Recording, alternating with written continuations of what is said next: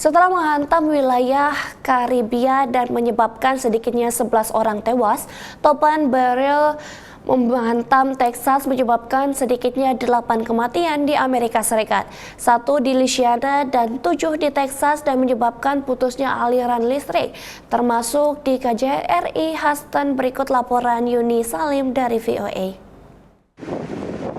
Setelah memporak-porandakan wilayah Karibia, topan Beryl akhirnya menerjang Texas di bagian selatan Amerika Serikat. Angin kencang dan hujan deras di bawahnya terasa hingga ke Sugar Land, sebuah kota sekitar 30 km dari Houston, Texas, tempat tinggal Nitya Anindita, seorang warga diaspora Indonesia. Aku udah di rumah, kita dari malam udah worried, tapi terus kayak sekitar dari jam 6 pagi itu kedengeran kenceng banget, kayak ada suara kereta datang gitu, ngong gitu. Di perairan Karibia, Beryl sempat menguat menjadi angin topan kategori 5. Alias berkecepatan angin di atas 250 km per jam.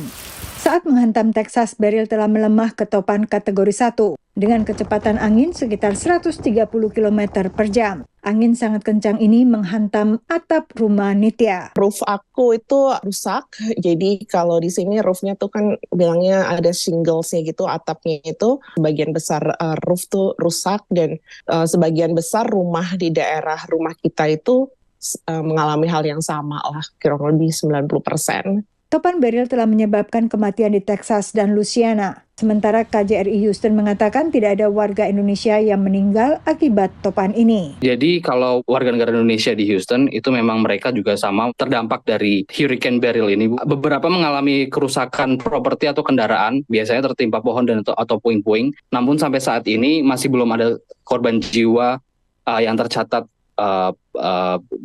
terkait WNI, Bu. Jadi alhamdulillah semuanya aman. Topan Beryl juga merobohkan jalur transmisi listrik dan menyebabkan pemadaman listrik bagi sekitar 2,5 juta warga Texas dari Houston hingga Galveston. Bagi warga Texas dan sejumlah wilayah lainnya di selatan Amerika Serikat, angin topan bukan hal baru dan telah diantisipasi setiap tahunnya. Tapi musim badai Atlantik biasanya berlangsung Juni hingga November dengan topan kuat hingga kategori 5 baru terjadi pada Agustus atau September. Nitya misalnya dulu pernah mengalami topan Harvey pada Agustus 2017. Jadi waktu kemarin dibilang hurricane level 1, kita nggak terlalu worry. Aku sama suami juga, we went through Harvey level 4 at that time.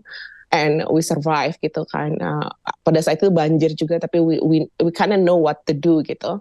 Cuman kali ini ternyata what doesn't bring too much water, but bring a very strong wind gitu. Kita yang nggak tahu itu windnya bakal se-strong ini. KJRI di Houston juga selalu mewaspadai datangnya musim badai yang kadang tak mudah diprediksi. Jadi kalau dari KJRI sih selalu siap kemungkinan hal itu, karena memang di Texas sendiri memang salah satu jalur yang sering dilewati oleh badai.